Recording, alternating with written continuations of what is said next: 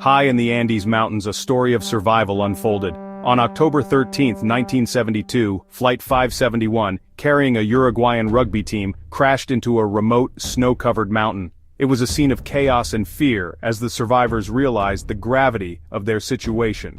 They were stranded, miles from civilization, in one of the world's most unforgiving environments. The initial impact left many injured, and the freezing temperatures posed an immediate threat. Their supplies were meager, and hope dwindled with each passing day. Little did they know that their ordeal had just begun, and they were about to face the ultimate test of human endurance. The survivors huddled together in the plane's wreckage, using whatever they could find to insulate themselves from the biting cold. Food quickly ran out, and hunger gnawed at their stomachs. They melted snow for water, but it did little to quench their thirst. Each day brought new challenges as they battled the elements and the despair that threatened to consume them. The harsh reality of their situation set in when they discovered that rescue was unlikely.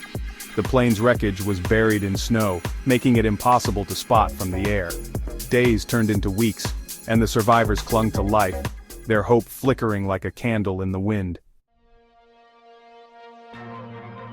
Faced with unimaginable circumstances, the survivors of Flight 571 refused to give up. They knew that their survival depended on their ability to adapt and work together.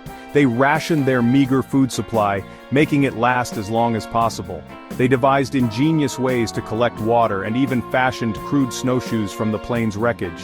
As their bodies grew weaker, their spirits grew stronger. They drew inspiration from each other, sharing stories and offering words of encouragement.